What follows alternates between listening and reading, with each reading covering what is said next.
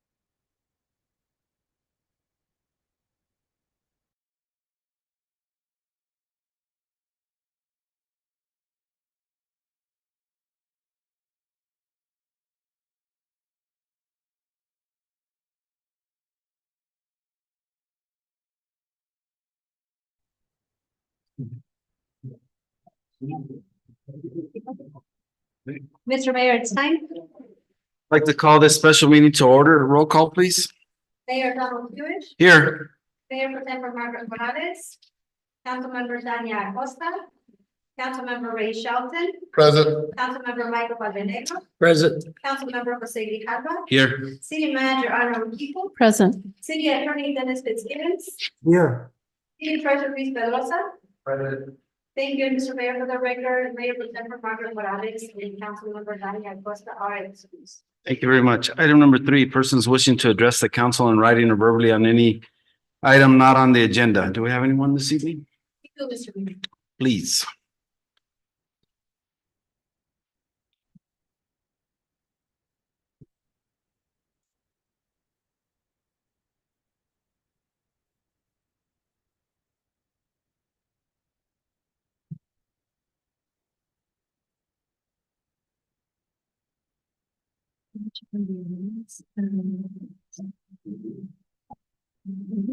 Correct. So these two are not going to. I would first like to hear from Judy Bernard. Is it Bernard? Thank you. Good evening. I'm Judy Bernard, and I'm here this evening to ask you to reconsider the loan for the Riverview bond. I have lived in the area of both dairies since 1998 and have watched the water levels drop at least 4 feet every year. Now, we're talking about up around Kansas Settlement, between Wilcox and Mustang Mall and Sunazona and Pierce and that whole area. After Riverview applied to the state, the city of Wilcox, and the city of Sierra Vista, and being turned down by all three of them for loans, I'm asking you, being the city of Douglas, to be a good neighbor and do the same. Since the dairy has been on Kansas Settlement Road in Cochise County, they have brought the water levels down so far that all but 3 small farms have lost their wells. And this is from Kansas Settlement Road to the west past Bell Ranch Road, to the east from Parker Ranch Road, to the south past the dairy, to the north to Kimsey Road. And if you look at maps, you'll see that is a large area. Many of these farmers have sold off to the dairy as they couldn't afford to keep redrilling their wells after they went dry. The dairy has also caused many fissures that have cracked the paved roads, causing big crevices or canyons on each side, and even cracked foundations on the homes in the area. When they expand to the Turkey Creek area, which is where they want the loan for to expand more, they also cause many people in San Antonio area to have to re-drill their wells or haul water. Many of these people are elderly, and it's hard for them to pay for re-drilling, or physically hard for them to haul water. I personally had to pay $14,000 to have our well re-drilled a few years back. The city of Wilcox turned the loan down as they were aware of the water problems and the large increase of people hauling water from Wilcox. The state and Sierra Vista are also aware of the current water problems, much less the problems in the future. Another problem the dairy has created is the maintenance of the roads due to the large trucks with their heavy loads of alfalfa, milk, and waste running up and down them nonstop. Not to mention the windstorms of dried manure blowing for miles. Once again, I'm asking you to do some more research, and you will find that this loan should not be approved if the city of Douglas cares at all about the neighboring communities and how they will be affected if this is approved. I want to note that I'm part of. Time? Is that it? Yes, thank you. I'm part of the People for the Playa and Cochise Groundwater Stewards. Thank you. Thank you. Thank Ms. you. Bernard. Appreciate that. Next, we have Ms. Diana Lamar, please.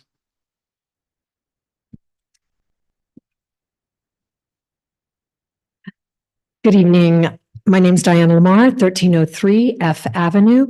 I wanted to start by reading a statement from Alice Hammers. Here's her statement. My question to the Douglas City Council: how specifically does the city of Douglas benefit through a $15 million bond to Riverview? How specifically has Riverview contributed to the health and well-being of the land, nature, and people living in Sulphur Springs Valley? Why is the bond being passed against the wishes of the vast majority of Wilcox and Douglas Basin residents? Who exactly benefits from this bond measure, since it is opposed by the vast majority of those in Sulphur Springs Valley? She also asks you to refer to the video at Sunsites with the meeting with AG Mays so that you can understand the feelings of the residents there. Myself now speaking, I would like the city of Douglas to think about how to work alongside agricultural water users to develop economic solutions for less water use, like developing agritourism, as is being done in Wilcox. The IDA could be funding projects that move us closer to sustainability instead of trying to fund projects which increase local water demands. My best information is that Riverview is far and away the largest water user in both basins. They use about 25% of the water in the Douglas Basin and about 50% of the water in the Wilcox Basin. I have no information regarding the status of the Riverview bond given preliminary approval by the IDA. I ask that council will assure the public that any hearing will be given adequate, not minimum notice. There's been no indication that the IDA intends to redo their meeting with greater attention to procedure and deliberations, or that city council intends to discuss the bond or address management concerns on the IDA. But I hope some of you take the opportunity when you discuss future agenda items today to put these matters up for discussion or action at your next meeting. Thank you. Thank you, Ms. Moore. We have a couple that we're going to dial in. They're not there yet. Mr. Mayor, they're not coming. Okay. If they do connect, please let me know. We can send that. We'll move on to item number 4, presentation discussion with possible direction. Item A, golf course capital. Mr. Kiko, please. Thank you, Mayor and members of the council. At the March 13th council meeting, there was some inquiry, commentary, and direction regarding the master plan entries on the table provided for use of golf course capital. And as a reminder, we had final closing of the sale of La Peria Apartments at the end of January, which then provided for us some capital infusion for investment into the golf course. We expect close to 1.3 million after all of the obligations from that transaction or any residual monies are paid and come back to the city. So with that, we have prepared for the March 13th meeting a description of estimates, because everything's still a very fluid conversation. But separate from the inquiries and commentary and direction at the last meeting, I've also had many inquiries from members of the community, and I thought it would be best to do an additional informational item for the record to answer and clarify some of the inquiries that were made both at the March 13th meeting and to some of the questions that came up also that were directed my way. So I think I'll start with overall commentary that I received and how I'm addressing back to the community on what we are trying to do for the golf course. And I'll start by saying that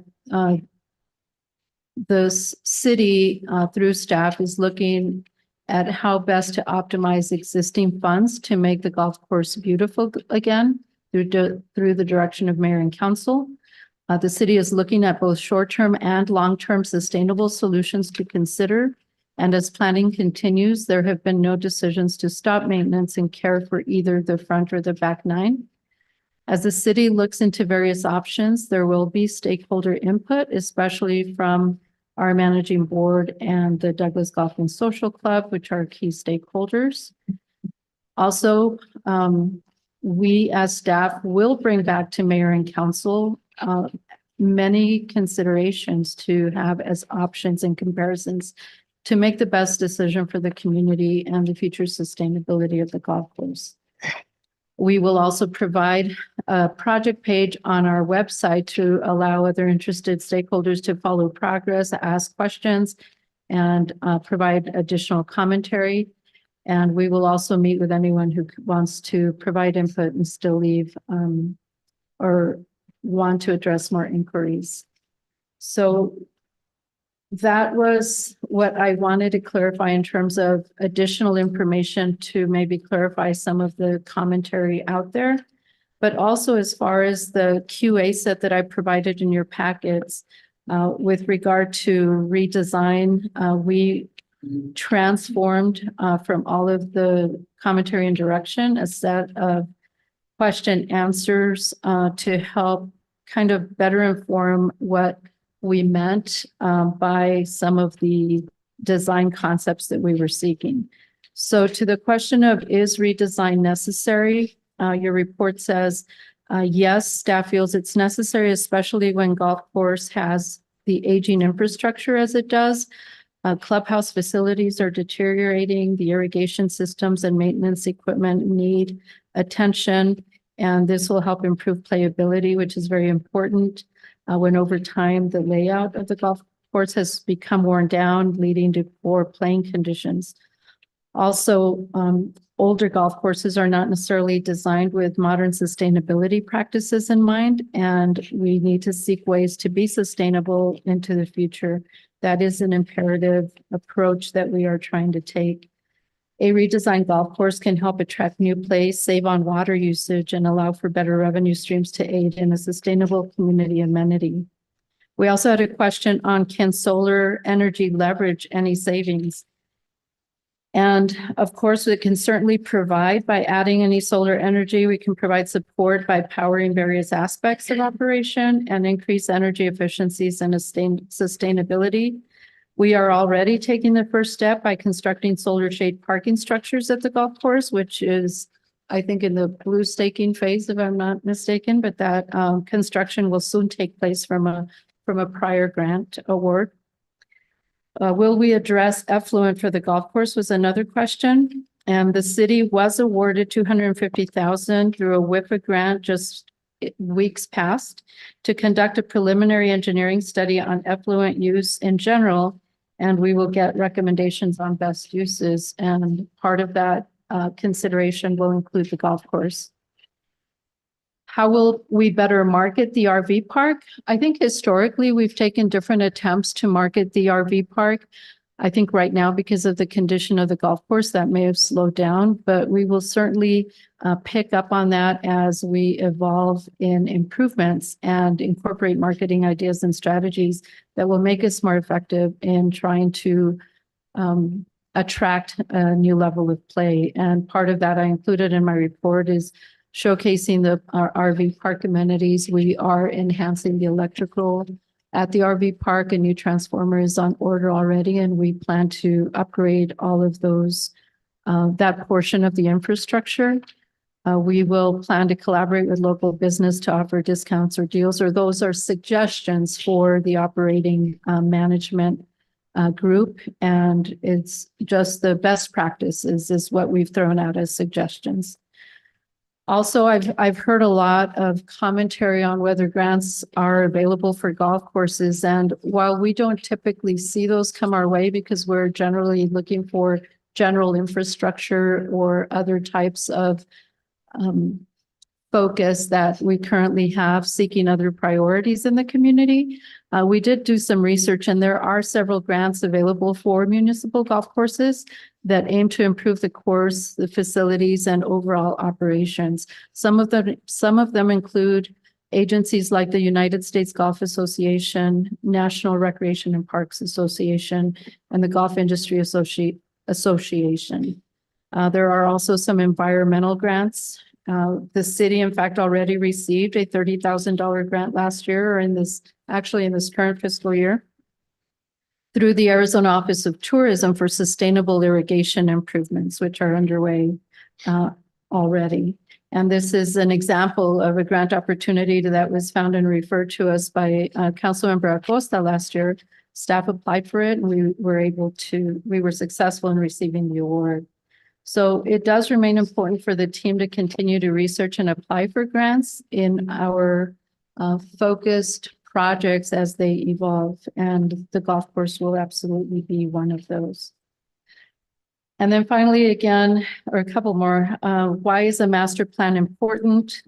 We feel after discussion with our new golf superintendent, just incorporating his knowledge and experience, that bringing in a qualified architect to look at master planning for a golf course helps inform quality comparisons that lay out all types of considerations to help establish a clear direction of what we really want for the golf course. It includes financial considerations, redesign, sustainability plans, and facility improvements. And we're not just working to try and improve what was, because many areas of the golf course have eroded to a condition that's beyond our current staff's ability to just restore grass, and there are needs way beyond that.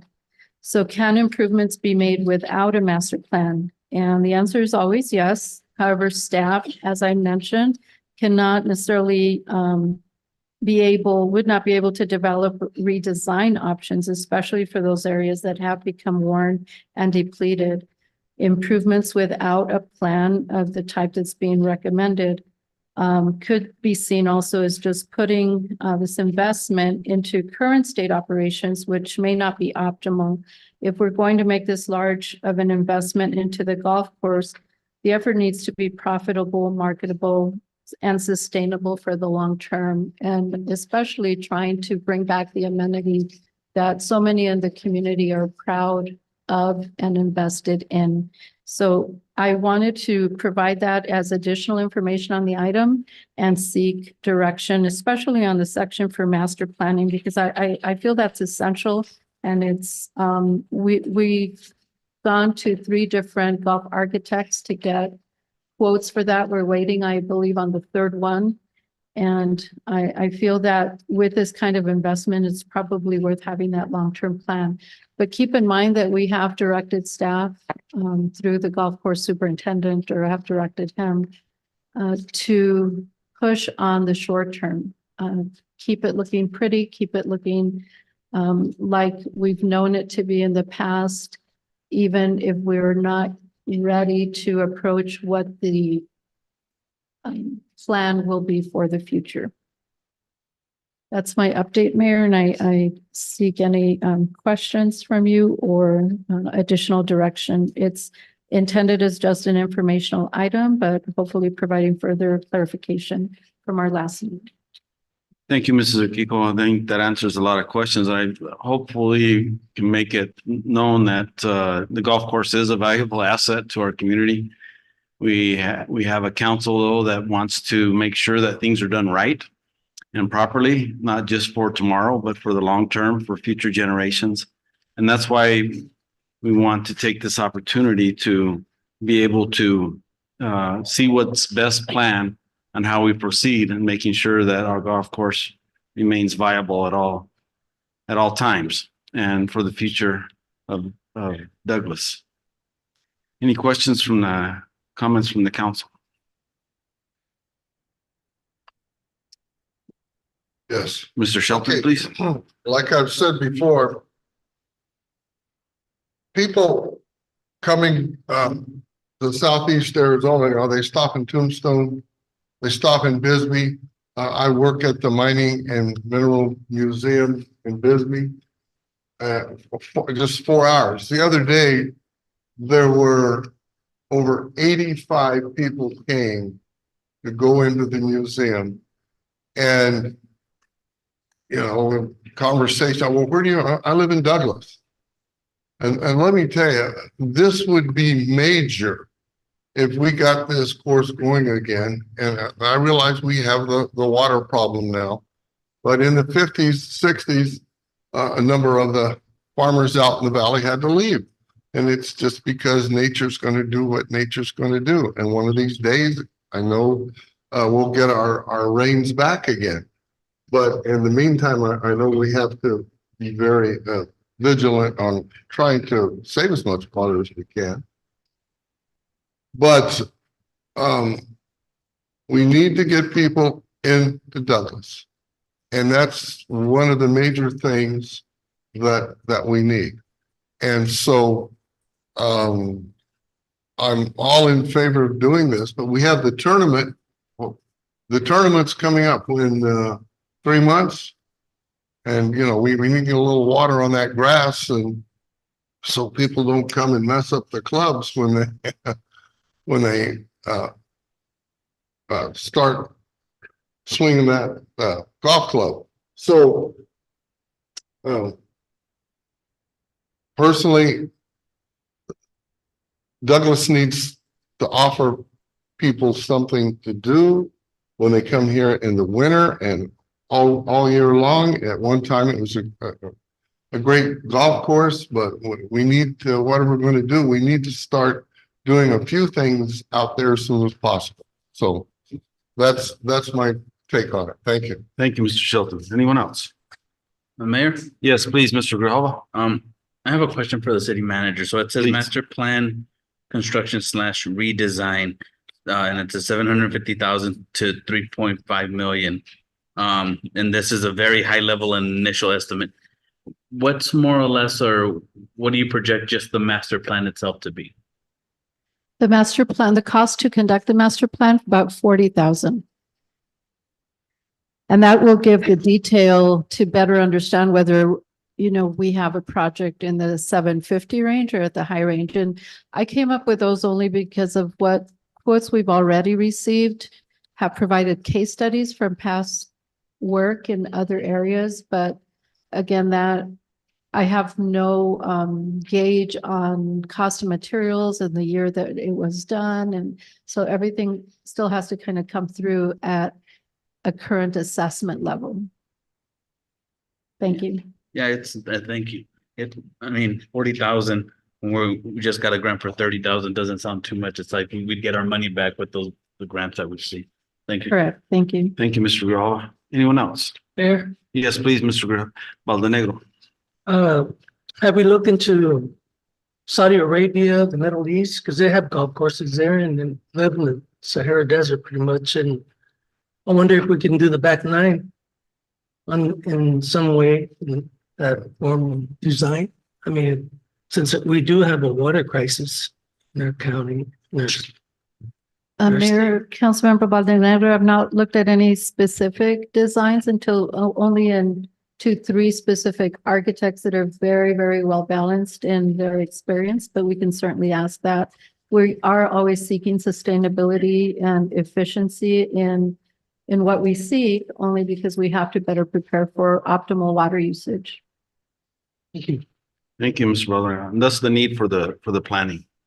I think it's very, very important. Mr. Shelton? Yeah, one of the comments is I'm starting to look around. We only have about 17 people here today in favor of us getting that golf course where it needs to be.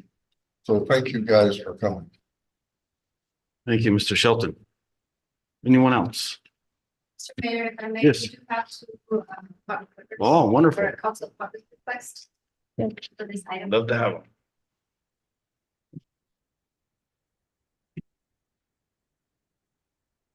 Thank you. Our first one is the champion kick the can person from the Applewhite neighborhood, Mr. Nick Forsyth.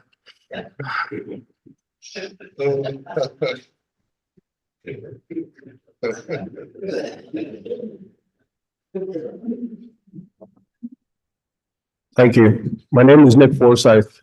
I was born and raised and grew up in Douglas with Mr. Hewish, who kicked the can a few times himself. The reason I'm here today is to address some concerns about the golf course. Obviously, this is what we're here for. And I appreciate the comments that you had, Mr. Hewish, regarding the short-term view of what we need for the golf course, as well as the long-term overall view, how it's going to help the city of Douglas. I appreciate that. I'd like to thank City Manager Ana Arquijo for her help and all that she's done, and Luis Pedrosa, Mr. Hewish, and all the council members for having me here to talk and listen to our concerns. I'm a member of the Douglas Municipal Property Corporation, which is a subsidiary or an arm of the city of Douglas, and we try to manage the golf course as best as we can with a limited amount of funds that we have. I'm also the treasurer of the Douglas Golf and Social Club, which is a separate entity from the city of Douglas.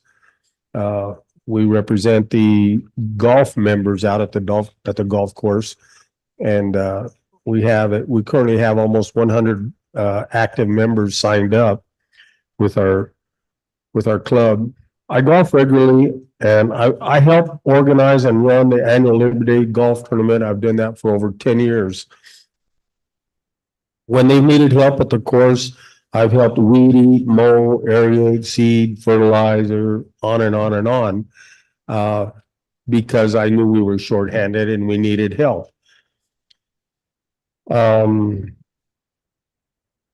As we go on, I'm asking that before the city embarks on a planning and implementing what needs to happen with the golf course, that members of the MPC and the Douglas Golf and Social Club be invited to participate in the initial stages of planning.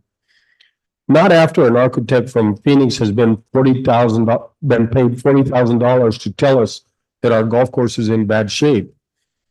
We would like to be in the, let's figure out what's wrong and let's figure out how to fix it. And it's really come to a head recently. There are so many rumors out there. Rumors are running rampant. The front nine is just a big water leak. It should be abandoned. The back nine is already in total disrepair. Abandon it, the water system doesn't work. Those are two major rumors. We're only going to have 9 holes. Maybe the front, maybe the back. Maybe it's going to be a par 3 course. Maybe we'll have 12 holes. Maybe we'll have none. Fine. Go ahead, I'll allow another minute or so. I will hurry. If you ask anyone in the Douglas golfing community what their expectations are for the course, the overwhelming majority would say, give us our old course back. We do not want manicured fairways like the Phoenix Open Waste Management, Dove Mountain, or True North. What are the fairways so we have some grass to hit off of?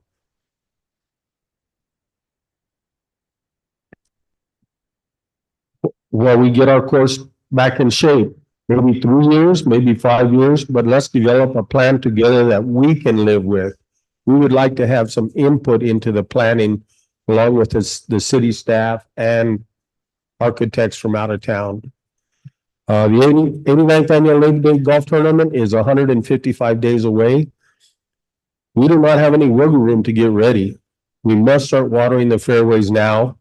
Anna last week stated that she thinks we should be watering the fairways, and we appreciate that. It needs to be done.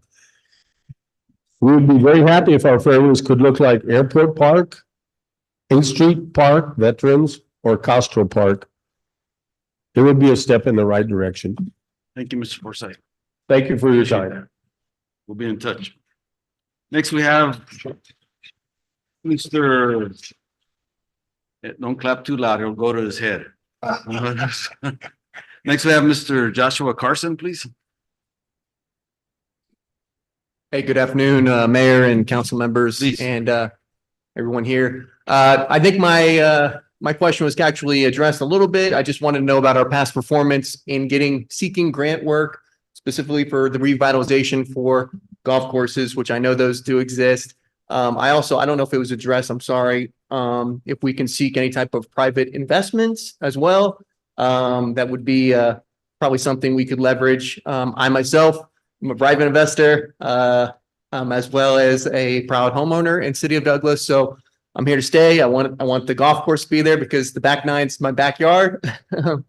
As well as what Mr. Forsyth has said, as well as making that a topic of interest and bringing in subject matter expertise that you can leverage for probably little to no money, including myself, who has a background in government contracting and grant proposals. So just something to think about in the future when you're planning the budget and planning these type of events.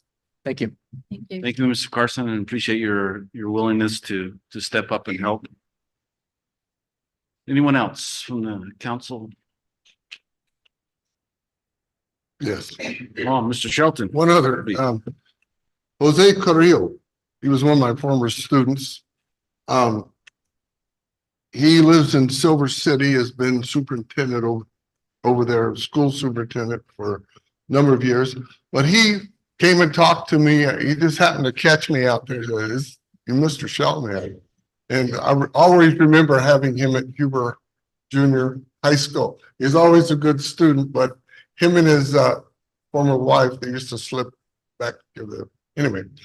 And I'd always catch him anyway. But anyway, he said, anything I can do, let me know. Because like you just said, he's been writing grants for the Silver City golf course over in New Mexico. So we might want to get a hold of him. Thank you, Mr. Shelton. And, if you could help, please let us know. Thank you. I think we've heard from the council that so we need to go forward with the study, the architectural evaluation. Hopefully we'll have, not hopefully, we'll include the suggestions of, The input along the way, yes. thank you Thank very you. much. Thank you very much. I'm gonna take one item out of order. We're gonna go to item 4C. Presentation, discussion, and we're not gonna forget B. We'll come back to it. Presentation, discussion with possible direction on making changes to the holiday schedule. Mr. Kiko, please. Mr. Mayor, if I may, we do have the two callers from Council of the Public, if you would allow. I'm gonna take them a little bit later. The reason being is because Mr. Shelton has another commitment that he needs to get to in another 20 minutes or so. So if they please hold on, we'll be more than happy to hear him at that point. Mr. Kiko? Mayor, members of the council, we also have today another information item. At the last meeting, or actually at the February regular meeting, we were asked to bring back for discussion a possibility of making a change to the holiday schedule for employees and the possibility of consideration for the Juneteenth as an addition to the holiday schedule. Our HR manager, Ms. Rocio Garcia Pedrosa, I was gonna say Pedrosa, is able to provide some of the research that has been done over the past year and also most recently, and as required before we come to council with any personnel rule revision, we have to address the merit board and employees. So we have initiated that discussion, and we brought that today for discussion before bringing back an official ordinance for any changes. So looking for direction and information with this item. Ms. Pedrosa? Good evening, Mayor. Sorry, members of the council. We did do some research actually last year. So we've been looking at the survey from the League of Cities and Towns. And also there's always emails going around from the HR group because they're wondering about Juneteenth, if the cities are observing that or not. We currently have 11 holidays. We've listed them for you in the agenda memo. And as far as other cities and towns, the summarized version says that 5.5% provide less than 10 holidays. 22% provide 10 holidays, 23% provide 11 holidays, and 38.5% provide more than 11 holidays, and 11% just did not respond. And regarding Juneteenth, 33% observe it, 39.6 do not, and 27.5 did not respond. So when we met with the merit board last week regarding a possible future rule change to our holiday schedule, the discussion, we talked about how the other cities are doing it. They inquired how this would affect our budget, if in fact it did. Also, they were also inquiring if there were any holidays celebrating Hispanics on our current list. They agreed that they would recommend Juneteenth. And then one member just wanted to make sure that the city looked to make sure that it was, that it made sense budget wise. And we did give an opportunity to employees to comment on this. I've only received one response so far with great and maybe to consider Easter Monday and Super Bowl Monday.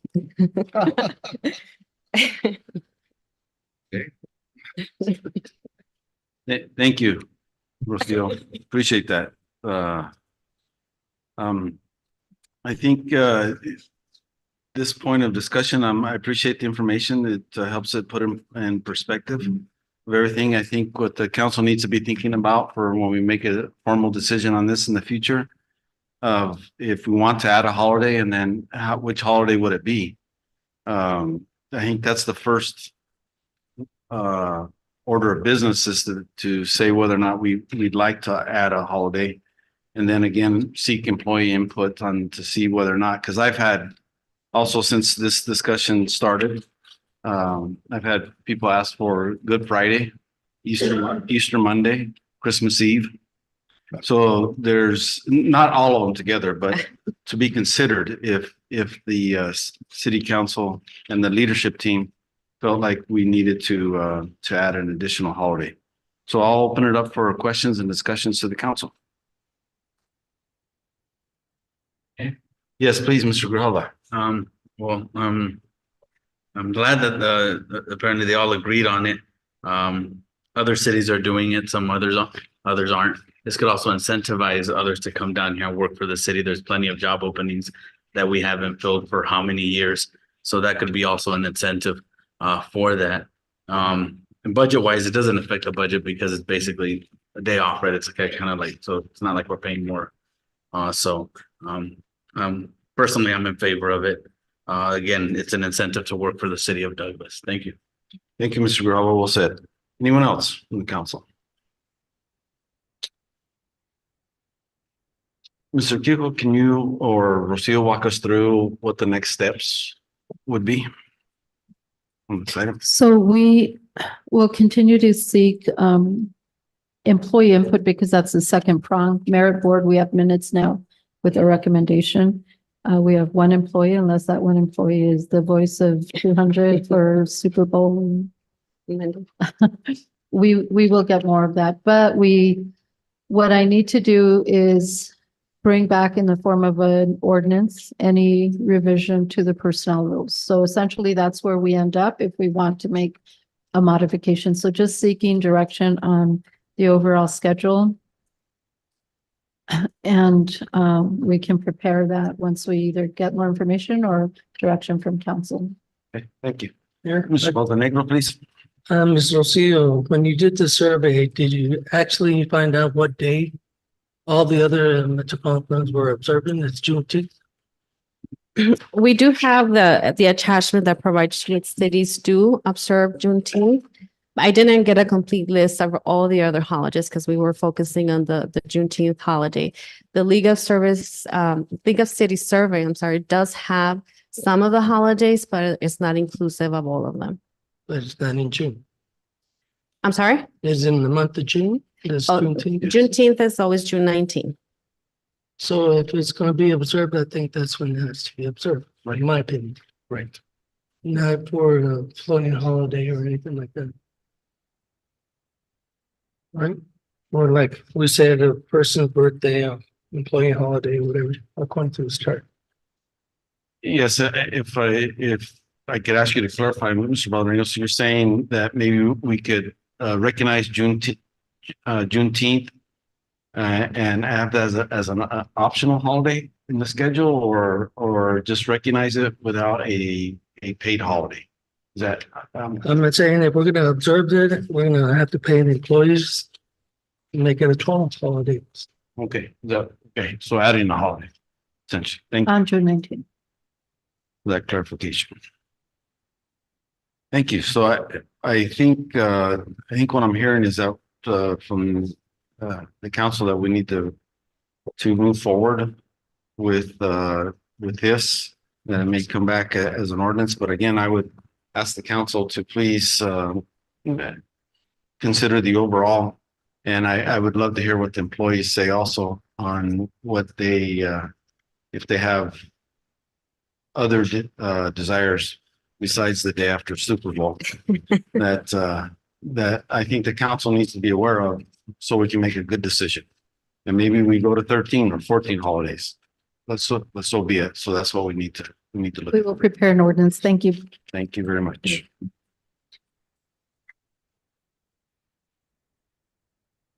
Yes, ma'am. My name is Rachel Rennie, and I'm a resident farmer in Bisbee. But with Juneteenth, the actual born and raised Arizona, born in Arizona. But Buffalo Soldier District is so important of our borderlands. I just would like to champion the Juneteenth. I just recently in Columbus, New Mexico, it's been with Tabernacle coming up, and I'm also from the African diaspora. That to me, having the Juneteenth recognition on our borderlands could be actually very, very beneficial to our region. Because of the Tabernacle and currently in New Mexico, they're going to be redoing their exhibits that the country be a state of part to be more inclusive of our African American history. This is also so important as a border artist and educator that there's, that could be something that would put us on the map. And something to make this connection between all of our cities. So Okay, I just wanted to share that. thank you. So thank you. Thank you very much. I think we have the direction to move forward to do that. Thank you. We will, let's go to our callers. if We could. You know who we have? I have, Ms. Cheryl Knott and, Mr. Hazard Hawk. Is there, who do we have? We'll take this not first. Ms. Knott, if you can hear us, please, please proceed. You have 3 minutes.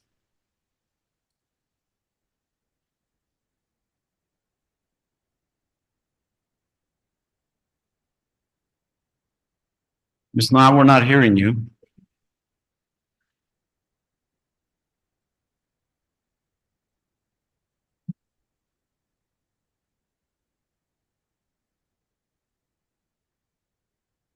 Ms. Knott, are you connected?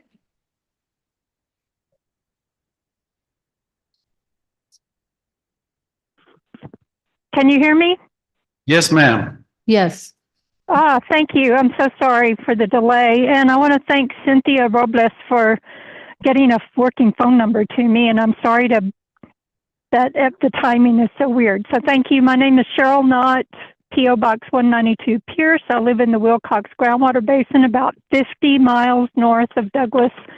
I respectfully ask the City Council to work with the Douglas Industrial Development Authority to rescind the IDA's preliminary approval of bonds and a $15 million loan to Riverview for its operations in the Wilcox Groundwater Basin.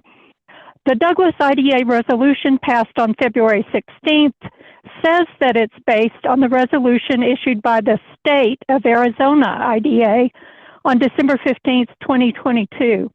But before Douglas got involved, it had already been decided that the tax-exempt bond financing for Riverview described in the Arizona IDA resolution would not be issued through the Arizona IDA.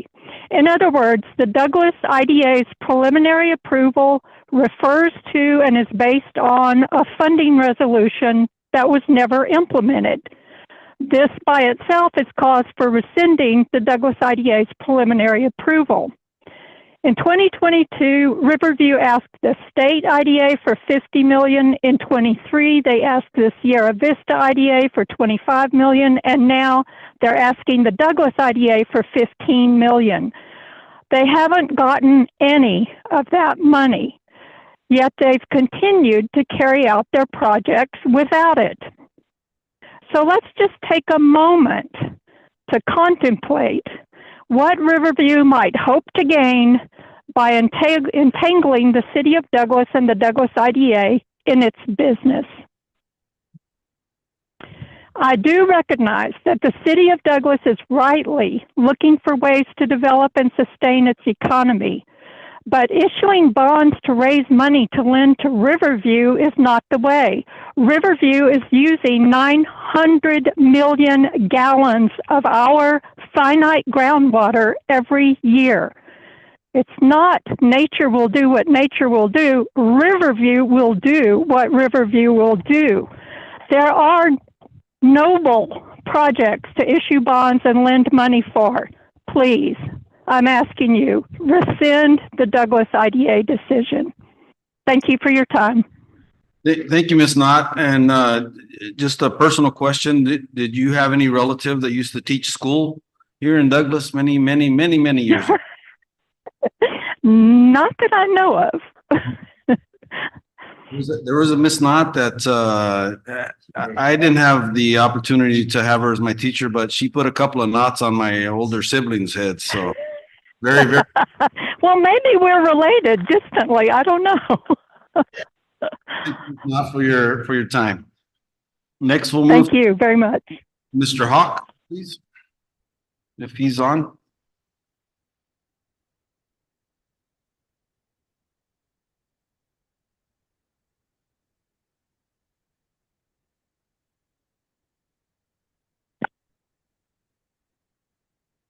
Can you hear me? Yes, sir. Please proceed. Okay, my name is Hazard Hawk. My wife and I live in Cochise, Arizona.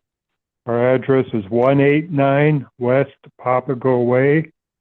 And we've been a resident here in Cochise County since May of 2020. We moved down here and bought a place. We knew there was some agriculture, but we have seen it expand exponentially. I mean, it's just gone crazy up here with the nut growers and such like that. Our main concern, of course, if we're calling in, is because of the Riverview Dairy IDA for $15 million. As you know, and as the previous caller stated, this whole basin is a limited sources aquifer. We're closed because we don't have any source of water coming in. We're just dependent upon the rain, which doesn't recharge things too much. And we're definitely going down deeper and deeper in wells. You know, wells are going dry, et cetera, the water level is dropping. So I believe since Riverview is a very large industrial concern, if they want to expand, they can do it on their own dime rather than tapping in or trying to tap into other people to cover what might be a losing proposition in the future for them, because eventually the water's going to run out. So I just respectfully ask you all to sort of think it over and maybe, if possible, just say, we'll take a hard pass on this proposition. Thank you very much. Thank you, Mr. Hawk, for your time and input. Thank you. Let the record show that Mr. Shelton is leaving us at 6:19 p.m. And happy Easter to everybody. Thank you. Thank you. We'll move on to item 4B. Presentation discussion with possible direction on growing water smart. Mr. Pedrosa, I believe you're going to lead off, and then I go. Or we have. I'm going to start it. Do we have our slides? I can start as we bring the slides up, Mr. Mayor. There we are. We with this group that you see on the slide there, we were able to attend a workshop to gain better understanding of how to approach the issue of water management for our community over the long term. It was sponsored and paid for by the Sonoran Institute and the Lincoln Institute of Land Policy. We'd like to thank them for their generous offer of making us part of this team. I believe we participated with other communities of, I want to say, Sedona and Oro Valley. I was thinking there was one more, but anyway, it was a good group and a good presentation, and it was very insightful and helped us look at our water situation in a manner that would help push us out for many years to come. We'll move on to the next slide.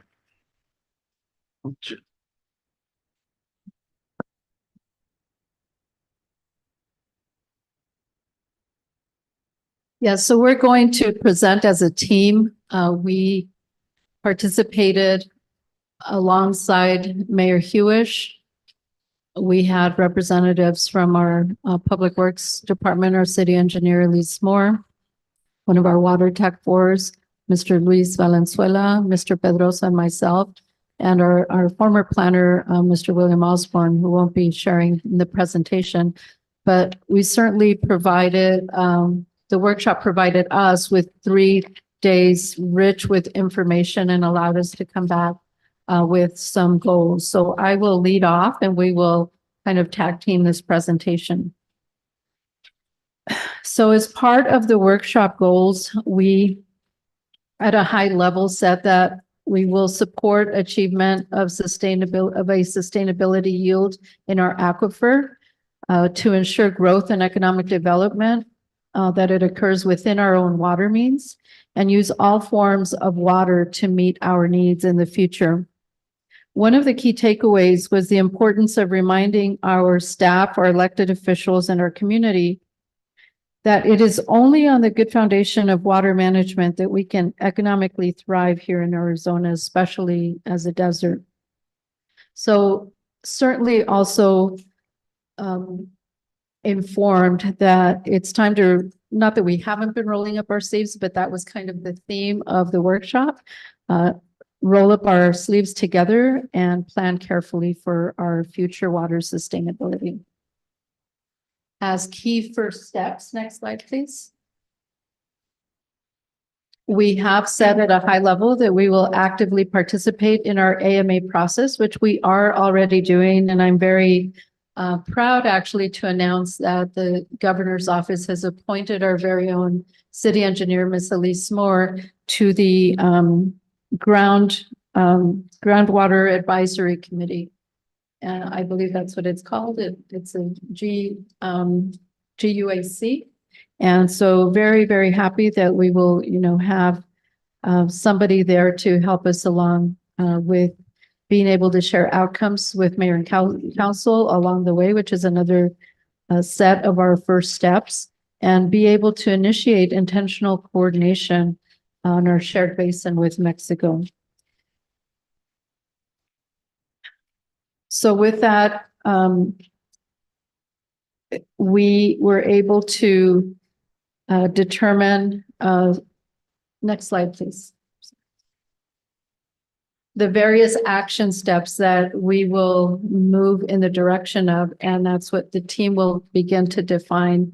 And they include water literacy and, like I stated before, growing within our water means, sustainable yield and so on. So we will hear from the team, and a very key part of our project, as I mentioned, very proud of the fact that our engineer was selected to be on the governor's task force or advisory committee, but also Mr. Valenzuela played a very, very key role for us while we were at the workshop, because he also was able to present before the WIFA board while we were there some very, very key strategies for future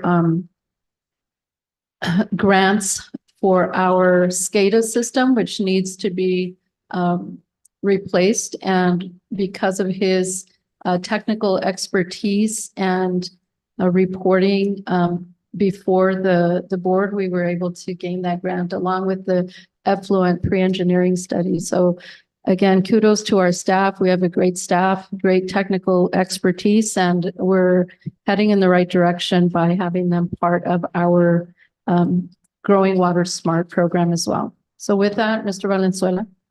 Thank you, Anna. Mayor and council. Water literacy. So the key aspects we identified for water literacy were to create a water literate community.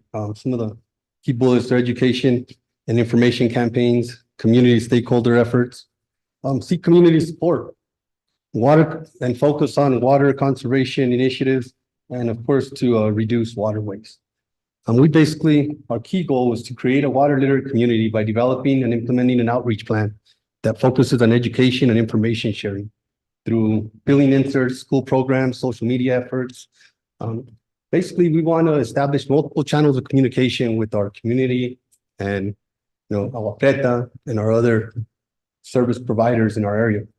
And we would like to educate and inform and share information, know what they want, see how we move forward with all of the unknowns that are coming forward with the new Douglas AMA requirements and legislature that's coming down, the lead and copper rule implementation that'll be coming down in the next couple of years. So we would really like to educate and share information with everybody in our community and have their input on how we move forward. Thank you.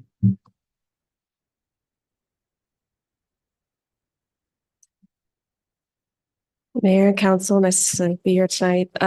So growing within our water means, I think we're just starting to understand a little bit as ADWR does the study on our groundwater, what the limits are, how much we're currently withdrawing.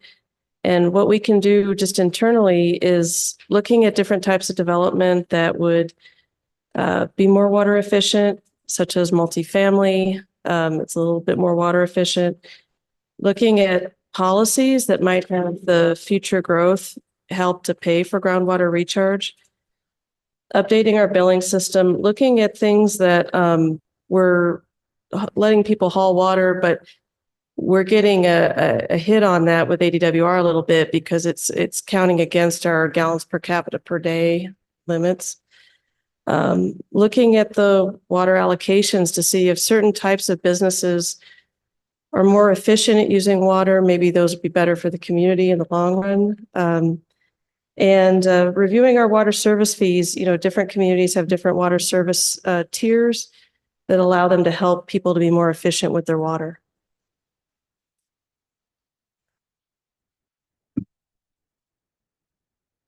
And this kind of leads into the sustainable yield. Looking at the AMA process, they're looking at what the current yield is. What are we withdrawing versus what's getting recharged? And we understand that we share this groundwater with Agua Prieta. Working with the IBWC, the International Border Water Commission, to see if we can coordinate and communicate a little bit with Agua Prieta.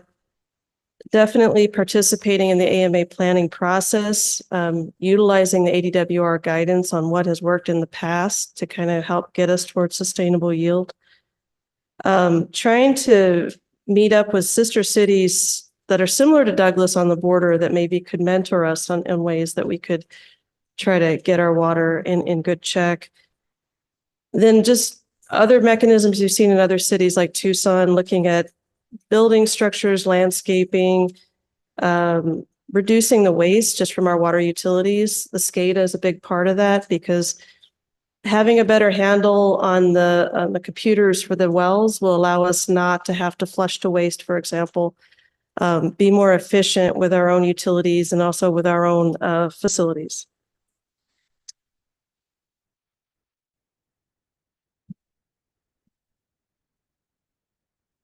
Thank you. Good evening, Mayor, members of council. One of the unique parts of our situation is the shared aquifer with our neighbors to the south in Agua Prieta. It's a really a unique. Our case was really unique in that conference that we held with Lincoln Institute. And these are definitely challenges that we need to recognize. And it's part of our goals is to enact binational coordination with water conservation efforts in mind. We've identified obviously our sister city, Agua Prieta, as well as the regulatory agency on the border, which is the International Boundary Water Commission, to be key players in this coordination. And just get the conversation started about how we're in this bathtub, so you will, together, which is referring to the aquifer. So ADWR is conducting studies, and I think it's important to share that data with Mexico, acquire data from both sides of the border, and continue to communicate that back and forth.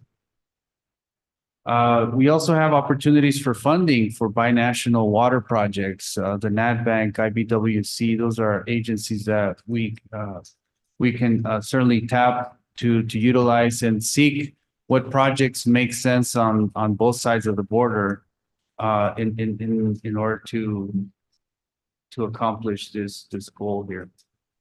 Next slide, please. Our next goal is obviously we are vying for growth here in the community as the new port of entry comes, and with new growth obviously comes more water consumption. But it is important to, as this development comes, as was mentioned before, that we establish policies for development that will be in conjunction with water smart policies. So as we annex to the west and we intend to be a water provider to the west, that we enact those water conservation policies, keeping in mind our shared aquifer again with Mexico, as they will also experience growth on their side of the border. We also need to keep that in mind. one thing to note is that we are currently exceeding demand to what are the aquifer supplies according to the ADWR report. So that it's important to look at all aspects of water conservation as well as water recharge into the basin, because as we conserve, we can certainly do that, but we're still at a negative yield at this point. Finally, we need to balance that growth with water conservation, as was mentioned. And, water quality regulations also are ever changing. Water quality towards the west could potentially be a challenge, as we're seeing some of that water quality is not as great as it is on this side of town. So those are different things that we're currently exploring and have to take into account. Next slide. So one of the resources that we have that we haven't really utilized that much is trying to find a way to reuse effluent. Currently, it's being pumped into Mexico. We could use that to recharge the aquifer. We could use that to do, for example, watering turf, areas that don't need potable water. We could also look at ways to kind of, instead of trying to funnel the stormwater out of town, look at ways to use that stormwater for landscaping and, just for options to recharge the groundwater. A lot of the cities in the past, you'd have the storm drains and you'd run the pipe as far out as you could instead of trying to use the stormwater where it falls. And that's something that we haven't done in the past, but it would be something to look at and see if there's ways that we could capture that water, use it for landscaping, enjoy the benefits of that water where it's falling.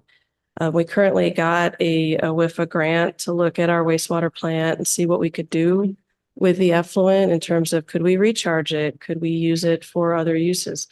And so that grant from WIFA is really going to help us to kind of try to design for the future and see what we can do with the wastewater we currently have that we're not really utilizing.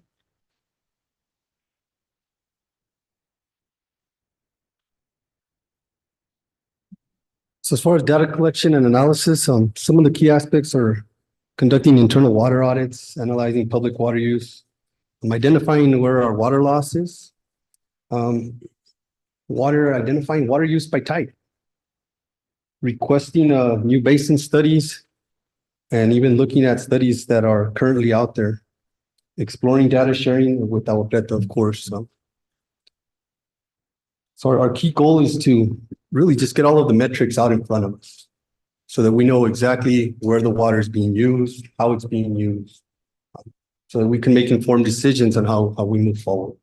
We're trying to identify every drop of water that comes out of the ground. What do we do with it as a service provider? What do our customers do with it? How much water is being used for turf? How much water is being used on a commercial basis? And where can we implement best practices so that we could reduce some of that water usage? So we started the data collection efforts actually a couple of years ago, and we've been leveraging some of our systems like the AMI program. We implemented an automated metering system a couple of years ago that has really helped us to get a good picture of where the consumption is. We're also leveraging our SCADA system. We plan to put that into effect on how we get our metrics together on how we are going to go forward. Thanks. Next slide, it goes into code updates. And as a key aspect here, we also are able to support water efficiency and conservation efforts by visiting our existing code, aligning old building codes and ordinances, and consider building code adoption that will support water efficiency and conservation around landscaping, stormwater, just building, and of course, our general plan update. So before our planner, Mr. Osborne, left, he did leave as part of our final consideration of this Arizona Water Smart program, some general plan updates also to be incorporated into consideration that impact both land use elements, growth areas, elements, public facilities and service, recreation and open space, and so on, just to make sure that we intensify the water conservation efforts throughout our code and our general plan as well.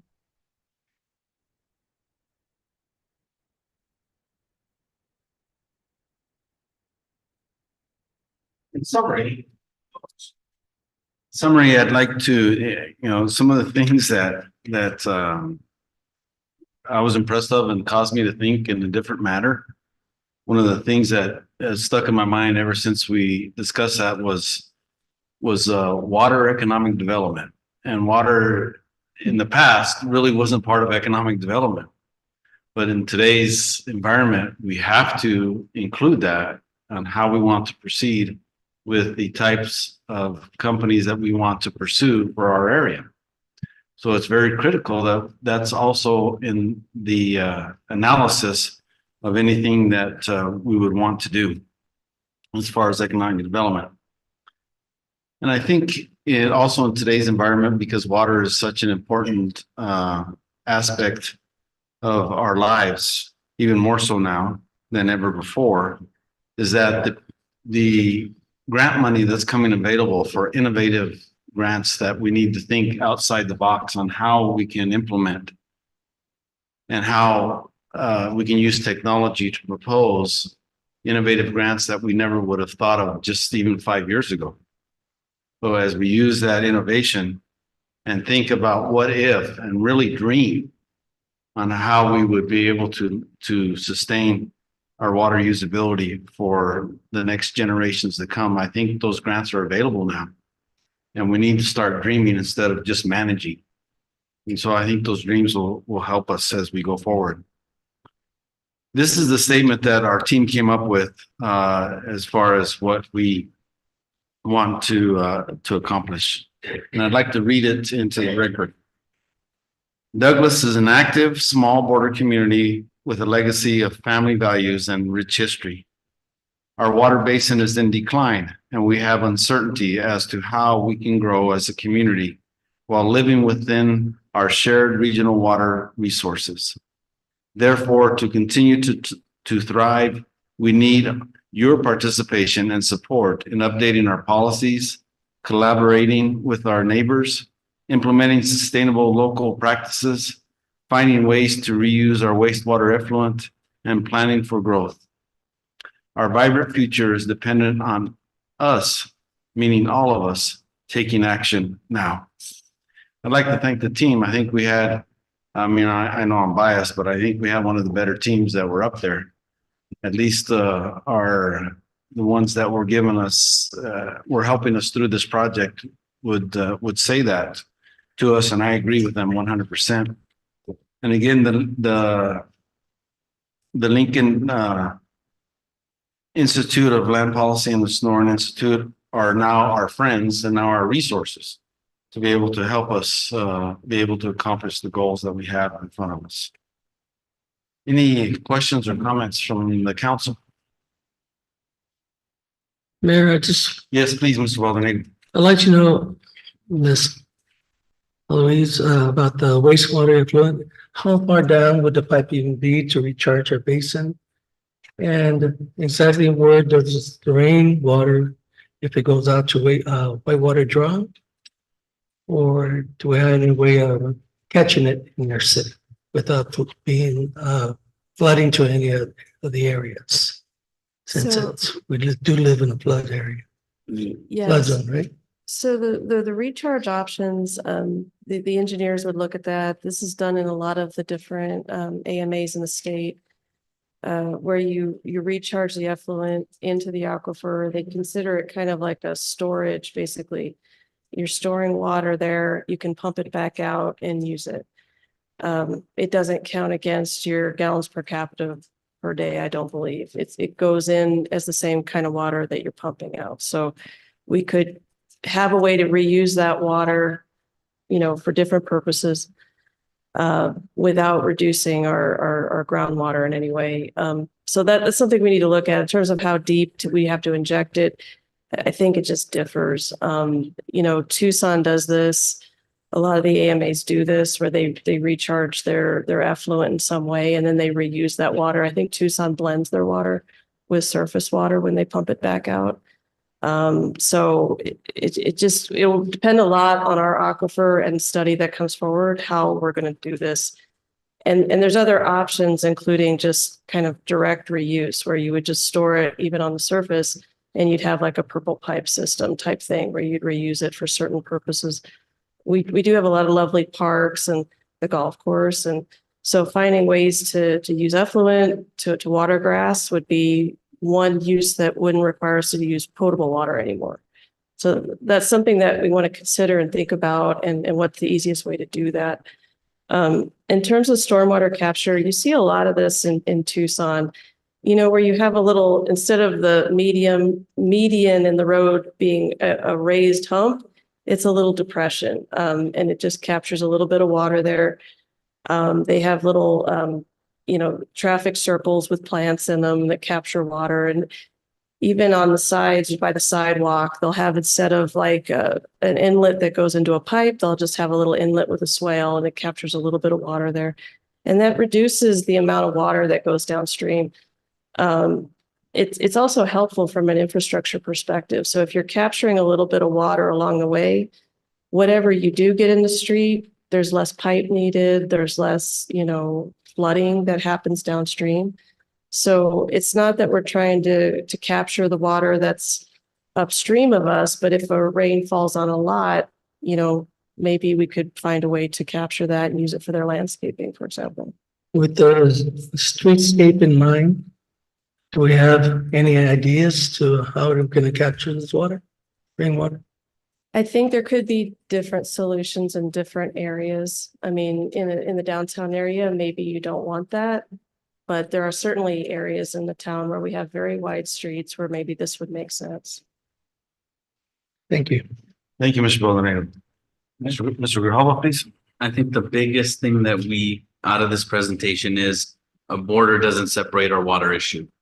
Our county doesn't separate our water issue. Cities don't, especially since we're going to be moving west with the, if Douglas expands, our water issue is also Bisbee and Wilcox and all their water issues. So I think it's great that we're trying to be as conservative as we can on this issue, trying to, you know, build it back up and save water, especially during these hard times. But again, I think the most important thing that at least I got from it is obviously our decisions affect everybody else around us. And that's very important to think about, not only us, but our neighboring sister cities across in another country and also our neighboring cities in the county. Thank you.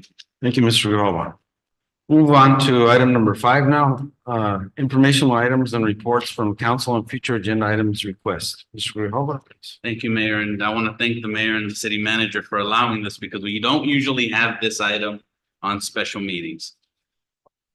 So quick, I'd like to thank my colleagues, present and past, in the last 6 years for working together and helping grow Douglas. I'd also like to thank city staff who put up with me throughout those years. A huge thank you to our employees for their hard work.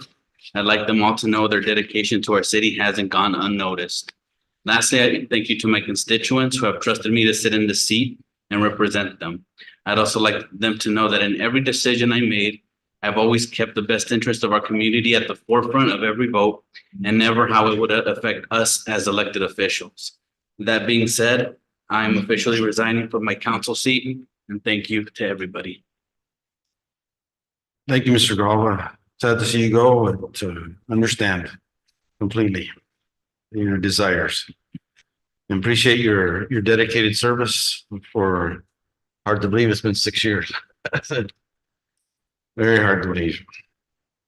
Thank you. Mr. Baldonado, anything else? I just want to know, Mayor, Please.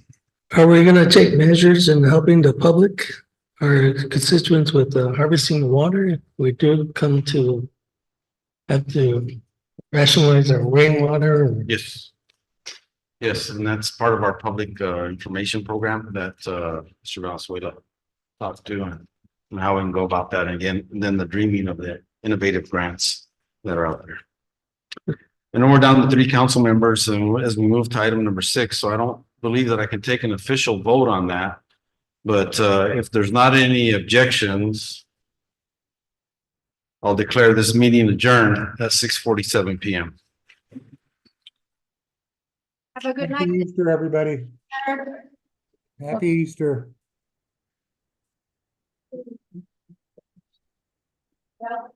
Thank you, sir.